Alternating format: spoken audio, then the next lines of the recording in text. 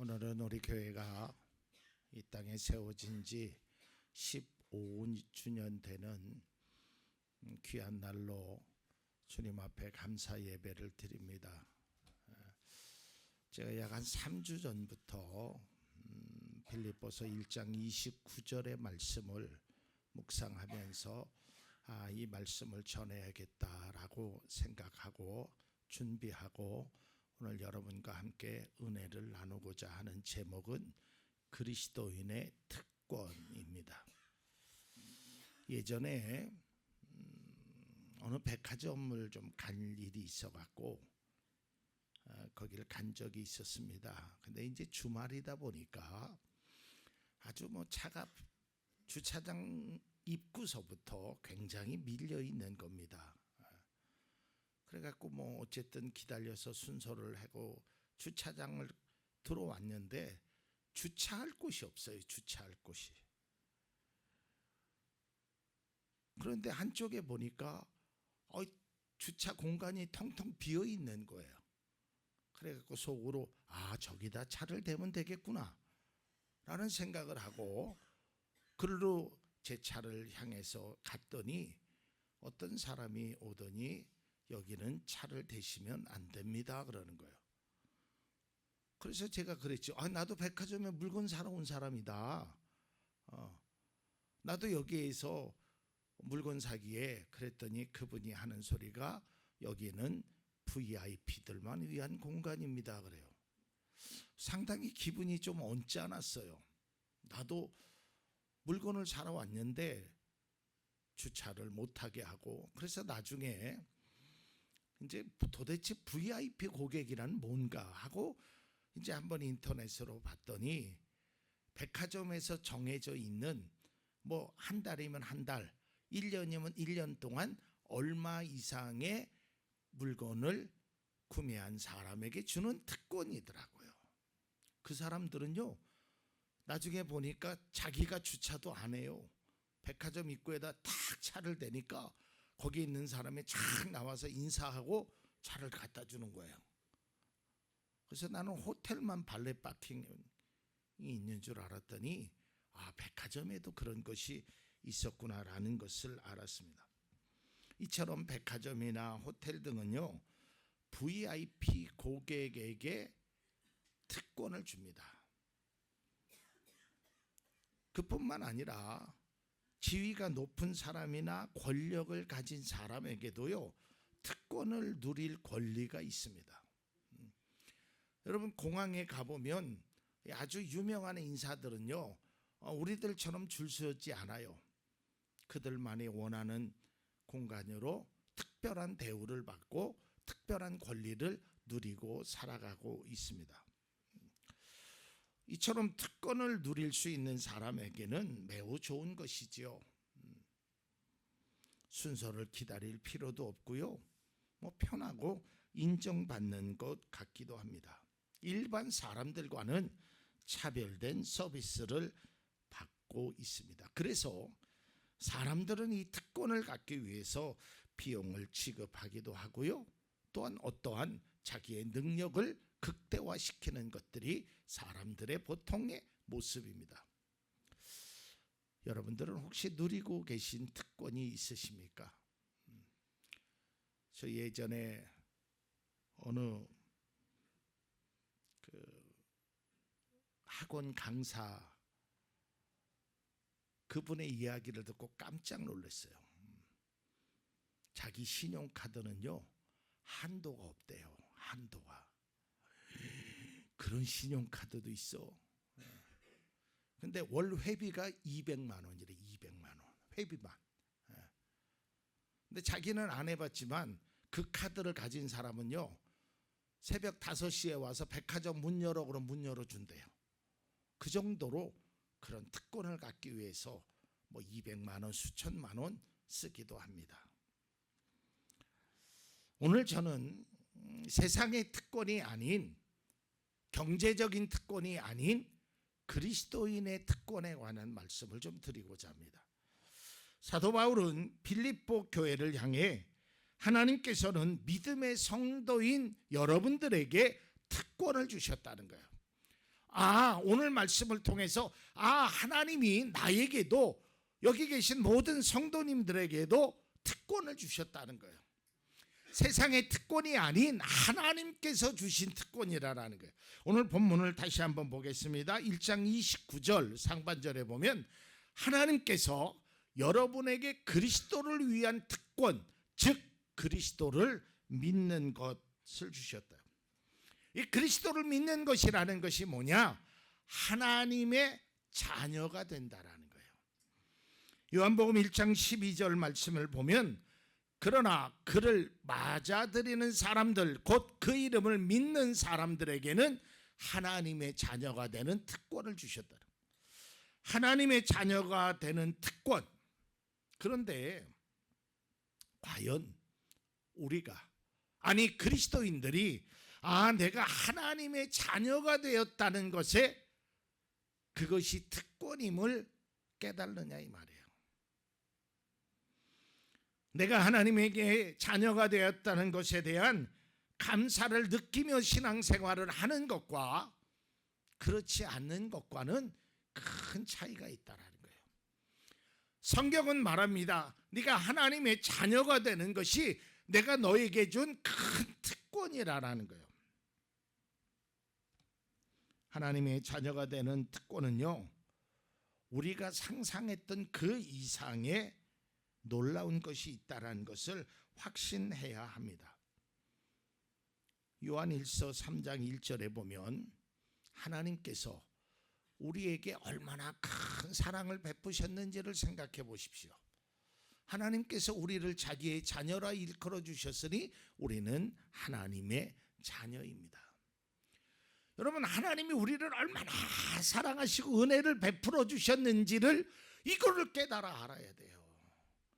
내가 하나님의 자녀가 되었다는 것, 하나님이 내 아버지가 되었다는 것, 이게 얼마나 놀라운 은혜고 놀라운 사랑이며 놀라운 복인가를 깨달아야 돼요. 하나님의 자녀가 된 것은요, 우리의 노력이나 자격이 아니라 하나님의 사랑이에요. 하나님의 사랑. 하나님의 사랑이에요. 여러분, 우리 인간도 마찬가지예요. 내가 선택할 수 없는 게 있는데 그게 나의 태어남입니다. 내가 태어난 것은 내가 선택한 것이 아니에요. 부모에 의해서 태어난 거예요. 마찬가지로 하나님의 자녀가 되었다는 것은 하나님의 은혜였다라는 거예요. 제가 이 말씀을 묵상하면서 과연 나는 어떤가? 내가 하나님의 자녀라는 사실. 아니, 그리스도인들이 이거에 대한 감사를 얼마나 느끼고 살아가고 있느냐에 따라서 신앙의 삶은 달라지는 거예요. 제가 누누이 말씀드렸지만 자녀도 마찬가지예요.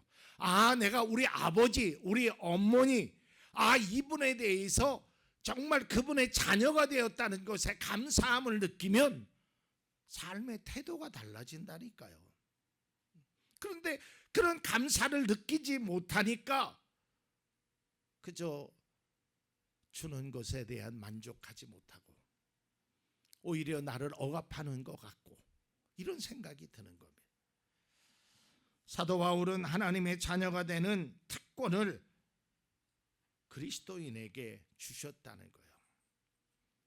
제가 지난주에 말씀을 묵상하면서 제가 수요일 날 예배 시간에 잠깐 말씀을 드렸는데요.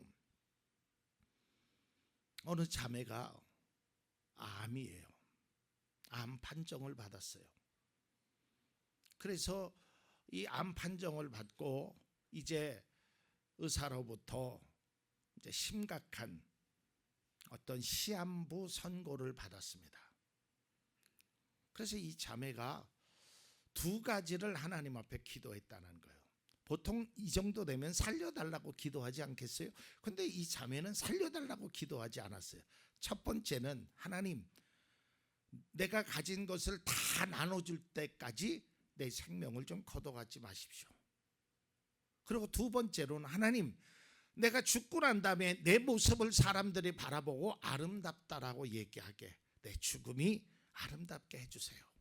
그리고요, 가진 것 딱 두 벌 옷을 남겨놓고 다 줬대요. 죽은 다음에 주는 것은 의미가 없잖아요. 그러니까 자기가 가진 것 뭐 다 줬대요. 뭐 가방도 줬겠지요. 뭐 하여간 다 줬대요. 그리고 마지막 병원을 갔는데요. 병원에서 의사가 몸에 암이 없어졌습니다 그러더래요. 깜짝 놀랐죠. 그리고 기쁜 마음으로 돌아왔어요. 근데 사람은 참 이상하지요.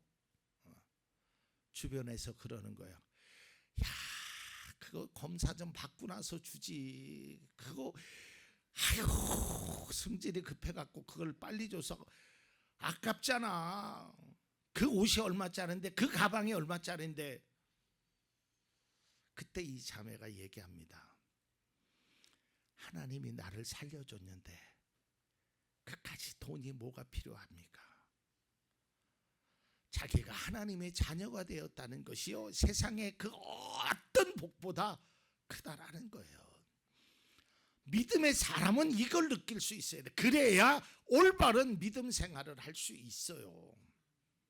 정말 하나님이 나에게 어떠한 분이심을, 하나님이 나에게 내가 하나님을 믿는 것이 얼마나 큰 축복임을 내가 스스로 알면 우리는 찬양할 수 있어요. 내가 매일 기쁘게 순례의길 행하면 항상 어려우나 슬프나 고난 가운데서도 기도할 수 있다는 거예요. 오늘 권사님의 찬양, 주여 어디에 계십니까? 내가 힘들고 사람들이 나를 뭐라 그래, 주여 어디에 계십니까? 그 울부짖는 소리를 세상의 사람들은 무시하고, 세상의 사람들은 조롱하고, 세상의 사람들은 관심조차 갖지 않는데 하나님은 들으신다라는 거예요. 주여 어디에 계십니까? 너와 함께 하노라. 그러니까 우리가 신앙생활하면서, 특별히 오늘 15주년을 맞이하면서 하나님의 자녀가 되었다는 것, 이게 얼마나 놀라운 거예요. 여러분, 내가 가지고 있는 것, 뭐 그게 비싼 거건 뭐 싼 거건, 내 생명 걷어가면 그거 아무것도 아니라는 거 다 알잖아요. 그런데 우리는 거기에 연연되어 있어요. 그러니까 하나님이 내 아버지가 되고 내가 하나님을 믿는 게 그게 큰 복이 아니라, 하나님이 나에게 얼마나 많은 것을 주셨느냐, 이거에 대해만 우리가 관심을 갖는다면 그건 그리스도인으로 올바른 삶을 살아갈 수 없다라는 거예요. 좀 비약적으로 이야기를 하면, 예전에 제가 아는 분에게 이런 일이 있었어요. 아버지가 사형 선고를 받았어요. 근데 그 아버지가 뭐 한 3개월 후면 돌아가시는 거예요. 그리고 3개월 후에 실제적으로 돌아가셨어요. 근데 그 아픈 아버지를 바라보면서 자녀 셋이 있었는데, 그 아버지가 땅이 많았어요. 집이 부자였단 말이에요. 이 자녀들은요, 아버지가 얼마나 사실까, 얼마나 아프실까, 얼마나 힘드실까, 그런 거 관심 없었어요. 내가 장남이니까 좋은 땅 가질 거야. 아니야, 내가 모셨으니까 내가 더 좋은 땅을 가져야지. 아니야, 아빠가 나를 더 많이 사랑했으니까. 여러분, 이런 모습의 자녀라면 그 모습을 바라보는 아버지의 심정이 어떻겠냐 이 말이에요. 하나님도 마찬가지래요. 하나님이 나를 얼마나 사랑하시고 하나님의 자녀가 됐다라는 그 특권을 우리가 깨달지 못하고 살아가면요, 신앙에 기쁨이 없어요. 자, 또 한 가지, 두 가지의 특권을 말하는데, 또 한 가지의 특권을 이야기하는데, 이거는 더더욱이나 우리가 쉽게 받아들이기 어려운 특권입니다. 빌립보서 1장 29절 하반절입니다. 또한 그리스도를 위하여 고난을 받는 특권도 주셨습니다. 그래요. 아니, 고난이 특권이라고요? 쉽게 받아들일 수 없지요. 여러분, 어떻게 고난이 특권이 될 수 있어요? 고난을 좋아하는 사람이 어디 있겠습니까?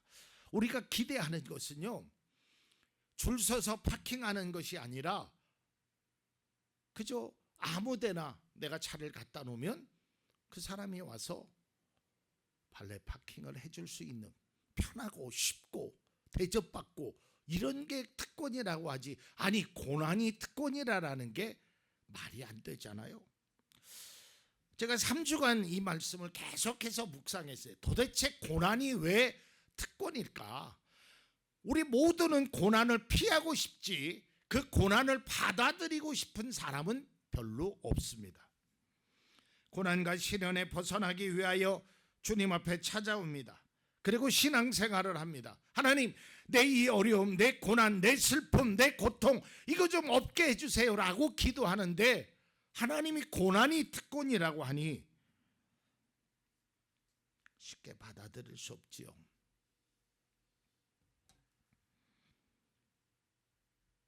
또한 성경에는 이런 말씀도 있습니다. 베드로전서 4장 13절입니다. 그만큼 여러분은 그리스도의 고난에 동참하는 것이니 기뻐하십시오. 아니, 한술 더 떠서 고난에 동참하는데 기뻐하라라는 거예요. 이해할 수 없고 받아들일 수 없지요. 사도 바울은 그런데 왜 고난받는 것을 그리스도인이라고 좋아하지 않을 거라고 분명히 알고 있음에도 불구하고 그것이 특권이라고 했을까? 여러분, 우리가 알잖아요. 고난 당해봐서 알잖아요. 얼마나 힘들고 얼마나 지치고 얼마나 슬픈지를 우리는 안단 말이에요. 그런데요, 여기서 주목해야 할 것은요, 이것은 단순한 고난이 아니에요. 전제가 되어 있는데 그리스도를 위한 고난이란 말이에요. 다시 말해서 주님 때문에 받는 고난이라는 거예요. 제가 오늘 아침에도 이 말씀을 묵상하면서 제가 이런 글을 썼어요. 그러면 주님 때문에 받는 고난은 어떤 것일까? 많이 있겠죠.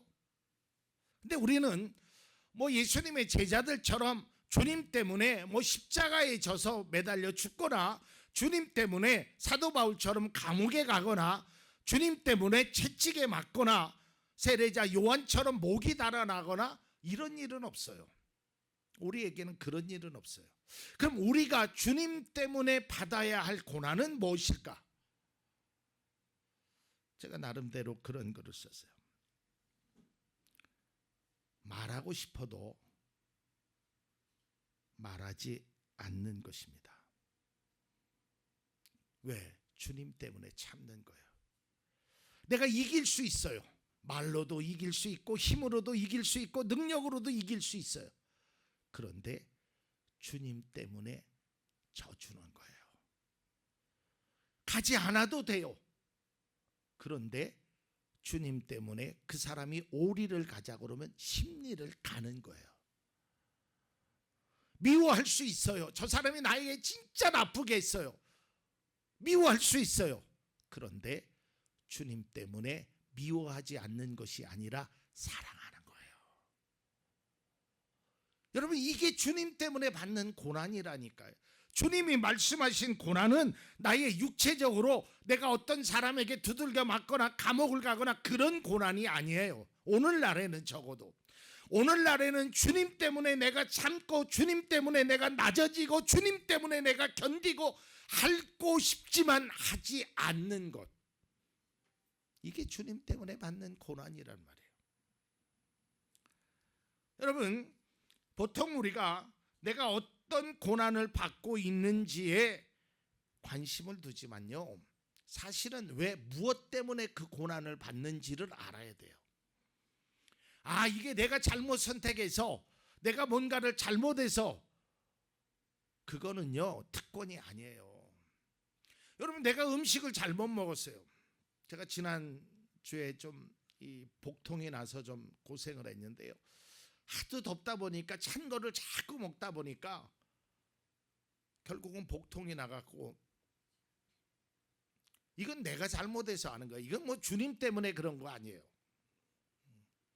그러나 내가 하나님의 이름으로 어떤 것을 예수님이 말씀하신 대로 내 소자에게 작은 것을 행한 것이 곧 나에게 행한 것이다.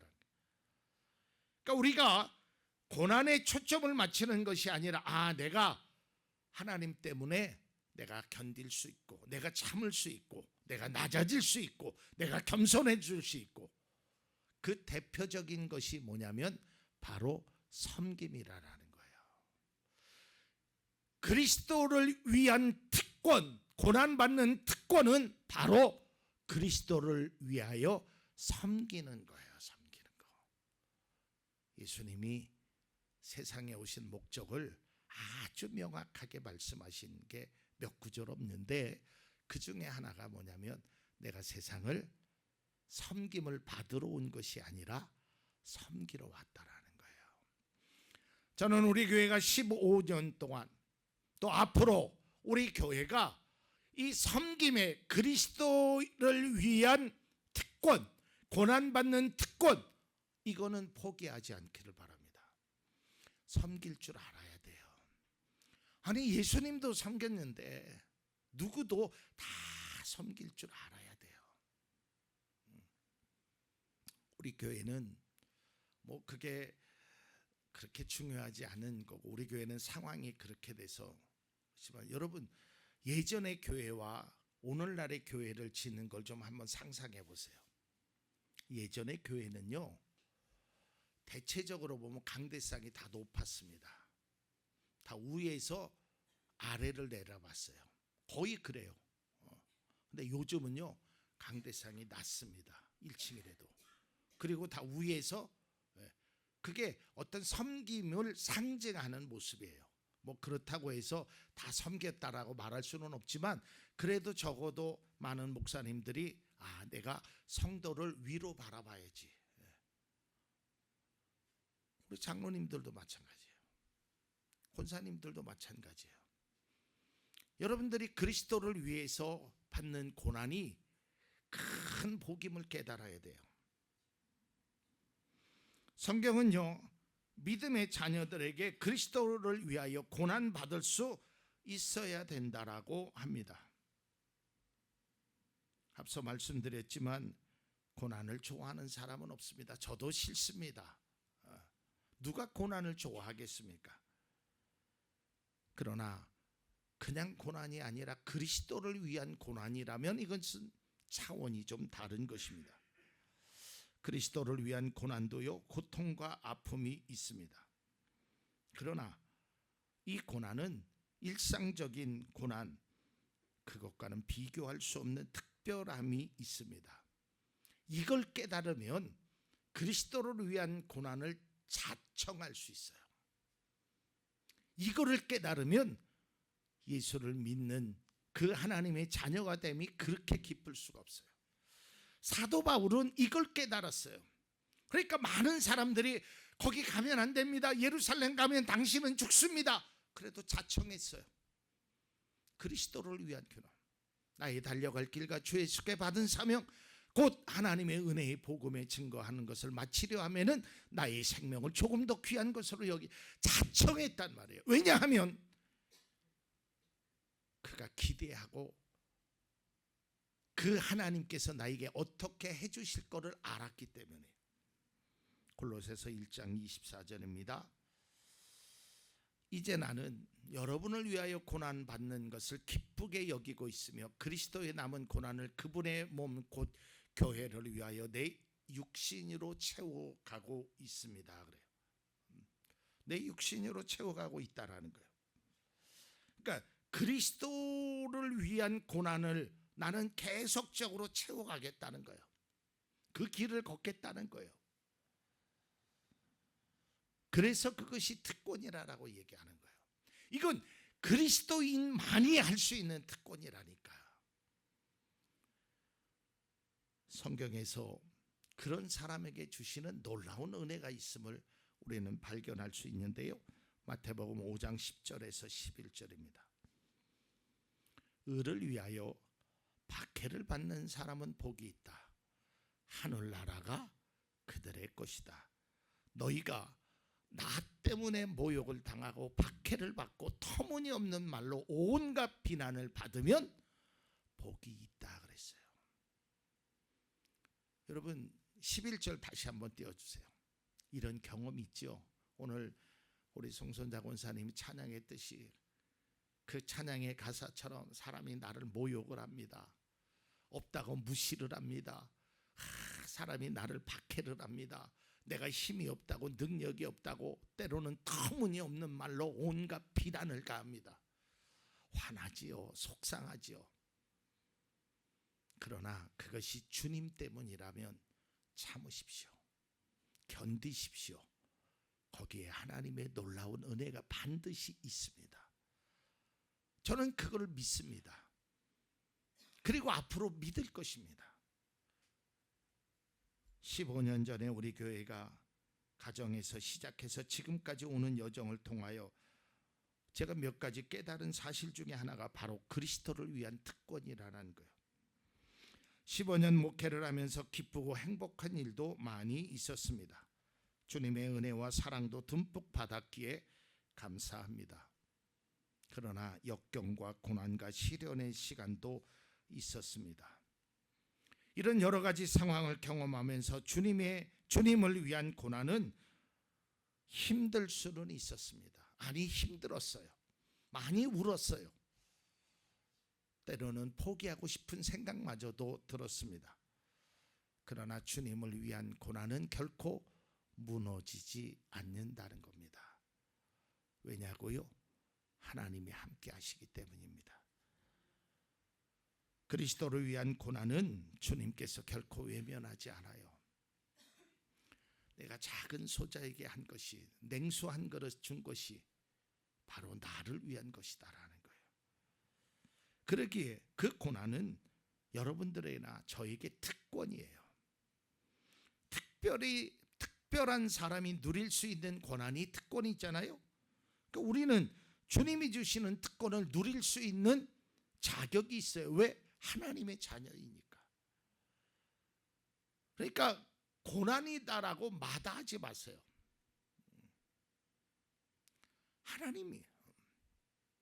하나님이 해주신다니까. 이걸 믿는 거예요. 아, 내가 주님 때문에 울고 주님 때문에 괴로워하고 주님 때문에 속상해하고 이런 것들은 다 하나님께서 어떠한 방법과 어떠한 상황 속에서도 채워주시고 은혜를 주신다니까요. 그리스도를 위한 고난, 그것이 우리의 특권임을 우리는 기억할 수 있어야 합니다. 그리고요, 때로는 그 고난이 우리에게 값진 선물이 될 수 있어요. 값진 선물이 될 수 있어요. 지나고 나니까 그때 하나님이 그래서 그러셨구나라는 것을 우리가 깨닫게 될 수 있다라는 거예요. 주님이 주시는 특권, 하나님의 자녀됨과 그리스도를 위한 고난을 통해 하나님이 주시는 귀한 은혜, 깊은 뜻을 깨닫고 믿음으로 나아가는 우리 모두가 될 수 있기를 간절히 기원합니다.